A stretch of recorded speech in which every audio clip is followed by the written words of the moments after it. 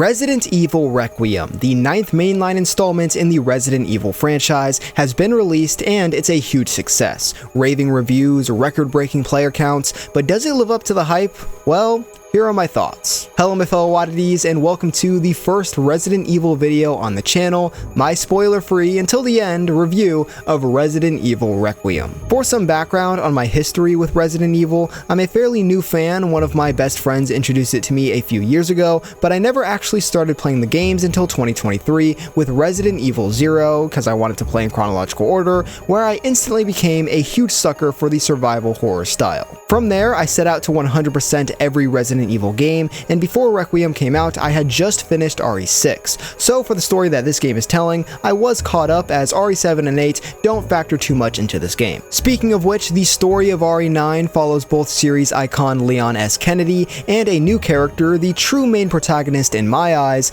Grace Ashcroft, daughter of Alyssa Ashcroft from Resident Evil Outbreak. Without giving away spoilers, the premise has Grace being captured by a new villain for the series, Victor Gideon, as she is very special. So she has to try and escape his grasp with the help of Leon, who is just always helping blonde women in these games for some reason. You'd think he has a type, but nah, his heart belongs to Ada. This is just a mad coincidence. So firstly, let's talk about Grace's sections, which I played in first person. Since you can switch between first and third person, a feature I really appreciate. Though I will say, if you are someone who plays as Leon in first person, pack your bags, buddy, you're going to a mental hospital because you are unhinged. This was my introduction to the new modern RE style of survival horror that was in RE7 and 8, two games I am yet to play, and I really enjoyed it. Resources are more scarce, enemies are tougher, and you don't feel like an absolute badass bullet sponge the way you do in games like RE4, 5, and especially 6. It allows for more immersion and greater visual storytelling when the pace is a bit slower and you get time to really feel what's going on in the shoes of just this normal woman who is nearly powerless against certain enemies. Her aiming feels a lot more shaky and unfocused, and she doesn't get the usual shotguns or sniper rifles. She's relegated to just a handgun with little ammo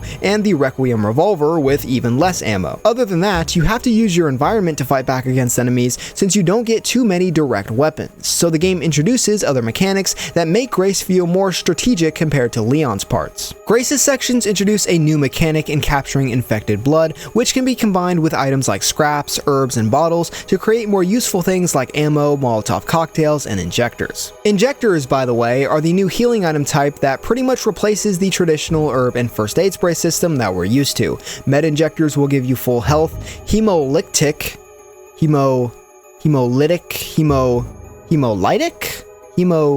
hemolytic injectors allow you to stealth kill zombies, and then there are steroids and stabilizers which increase health and damage. It's very weird not having the red herbs and first aid sprays, and these new items are generally much more scarce, especially at the beginning of the game, but you get used to it. Alright, let's move on to my favorite part of Grace's section, the new enemies. There's not too much variety, and like I said earlier, Grace is very underpowered, so there's not really any boss fights, that's for Leon to deal with, but this makes Grace's enemies much more intimidating and memorable. I will say that certain enemies, and I don't mean to fat shame, are just too big. There were multiple times where I went to an area with only one entrance and exit, a certain enemy showed up and just blocked the way completely.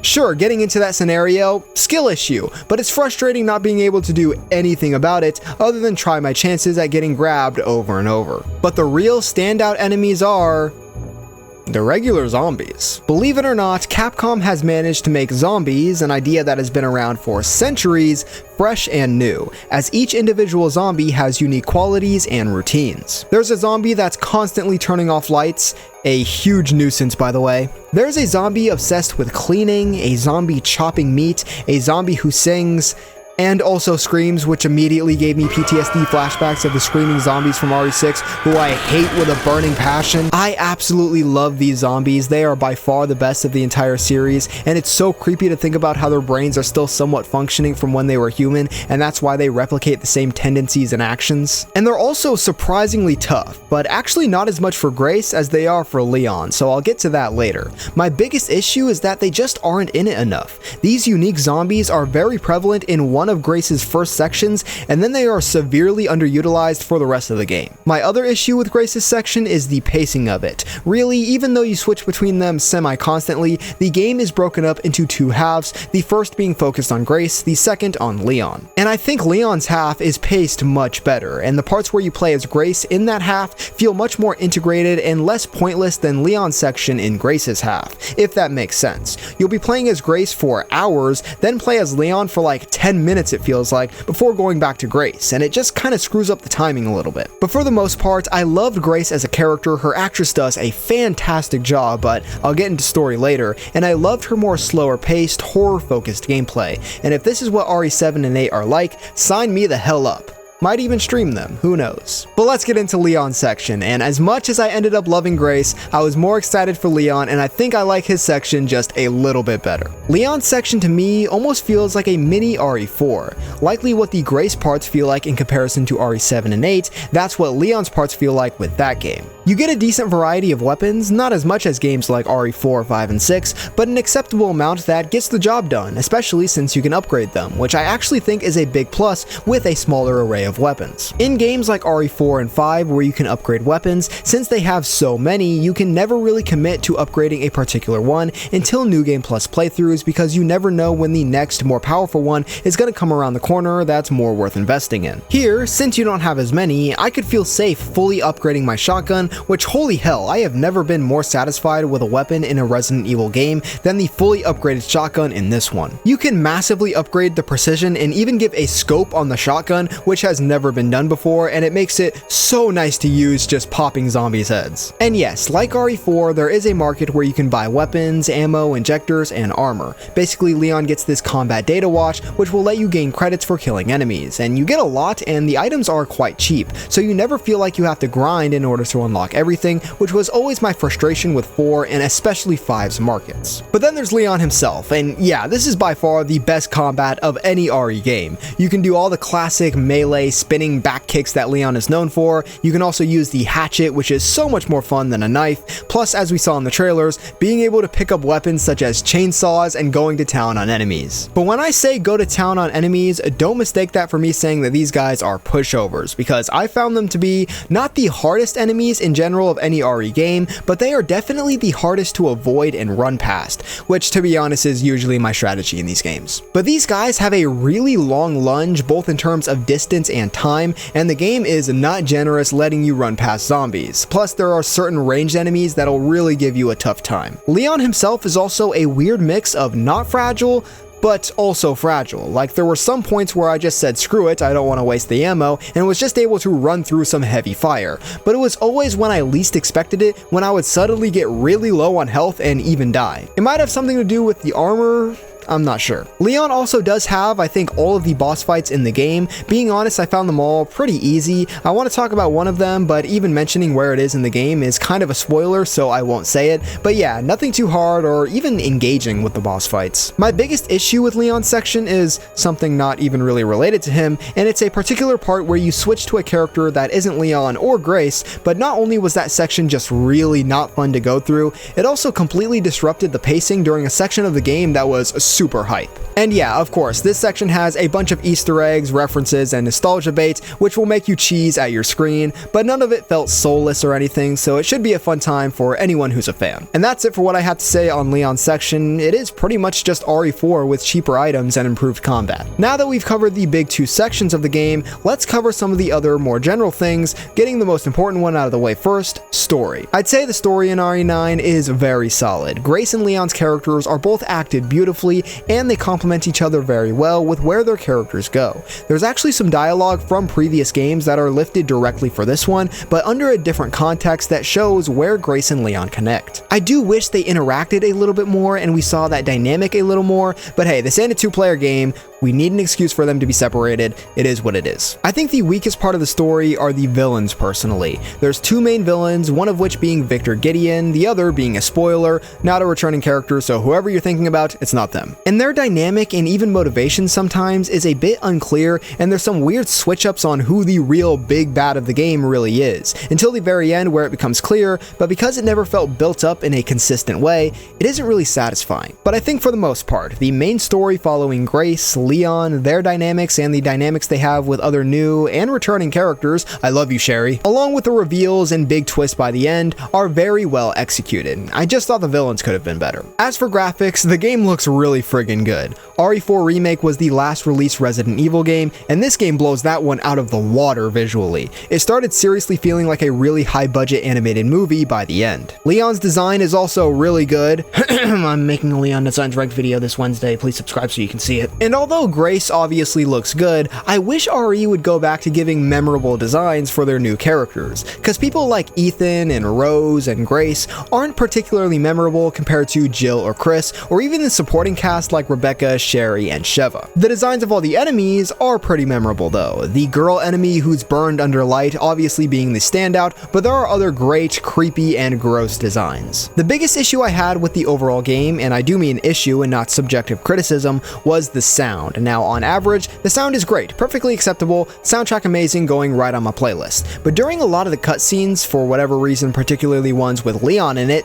my boy is just too goated, the sound barrier can't handle it, but there would always be this huge desync that really ruined some pivotal scenes of the games. Maybe it's a PC issue, but I don't really know how that would happen on my end. I haven't seen others complaining about it online, but it was a big thing that hindered a small tiny part of my enjoyment of the game, specifically the story, since it could make it a little hard to follow and take seriously. Extras wise, I do intend on 100%ing the game someday. I tried out Insanity mode, and yeah, that might take a while. But hey, apparently I did get one of the hardest achievements in the game on my first playthrough without even realizing it, so hell yeah. But there is a decent amount of replayability, not as much as in RE4 or 5 in my opinion, but still, I'm not gonna dread going through multiple playthroughs of the game like in RE6 or 0. All the bonus costumes, skins, sounds, and especially the filters are super awesome. My personal favorite filter is the Apocalypse one, just fits the atmosphere of the game, I don't know. When we get an RE5 remake, we better get that damn piss filter. I also really appreciate the option to have an increment system in the classic mode. RE3 and 4 Remake didn't have them, and even though I get that most modern audiences have moved on and we want auto-saving now, that classic RE feel is the one that I love most, so anything that can attempt to replicate that, even a little, I'm all for. Alright, now let's talk spoilers. Skip to the timestamp on screen if you still intend to play the game, but haven't yet. So really there's only a few points I have now that we're talking spoilers. Firstly, the RPD section of the game was so damn fun. It's the exact model from RE2 Remake, of course with a lot of damage and wreckage, but it was still so nostalgic to roam the same hallways and be reminded of all the fun times. And speaking of being reminded, Mr. X returns, and that was such a great and fun surprise. Sure, is it a way to just reuse code and assets from previous games?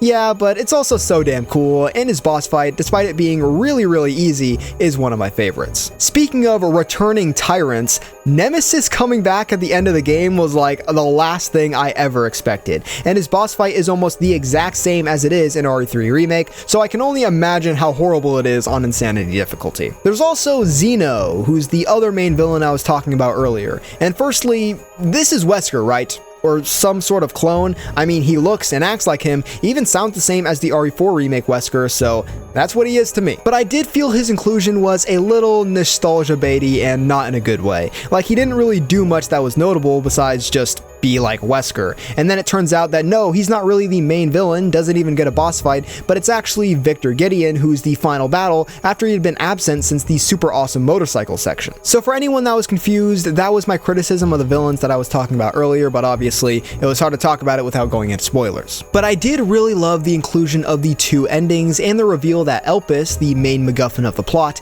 is actually an antivirus that ends up curing Leon in the true ending. The ending that I did not get on first try. Yeah, I was one of those people that didn't really understand what Elpis was and chose to destroy it rather than release it, resulting in Leon getting his head blown off. But hey, the game lets you easily go back and get the good ending, so we're not stressing. But yeah, that's all I have to say about spoilers. Hello people who want to avoid spoilers, and also the people who just stayed. which that was probably really awkward for. As for my final verdict on Resident Evil Requiem, what score do I give it out of 10, and where does it rank among the other RE titles that I've played? Well, I would give Resident Evil Requiem, aka Resident Evil 9, an 8 out of 10, and it is my 5th favorite Resident Evil game of the ones that I've played. My top 5 would go RE1 Remake, RE5, RE4 Remake, RE2 Remake, and then Requiem. Disclaimer, I haven't played any of the original Resident Evil quadrilogy games, RE7 and 8, and the Revelations games, so don't freak out if my top 5 is missing some of the ones you would have on there. But yeah, I think most people, potentially because of recency bias, have RE9 in their top 3 or just hold it in a very, very high top tier esteem, but for me, it is missing just a little of that charm of the RE titles that I have above it. That survival horror feel and perfect mix of creepy horror and biological terror action. This one takes itself a lot more seriously, and while I know there's an audience for it and I do enjoy it too, I'm always going to prefer the slight camp and somewhat simple storylines and premises of the games that I have above it. But that's just my opinion of Requiem. What do you guys think? Let me know in the comments down below. Subscribe and leave a like if you want, and that wraps on this one, my fellow oddities. I'll see you next time.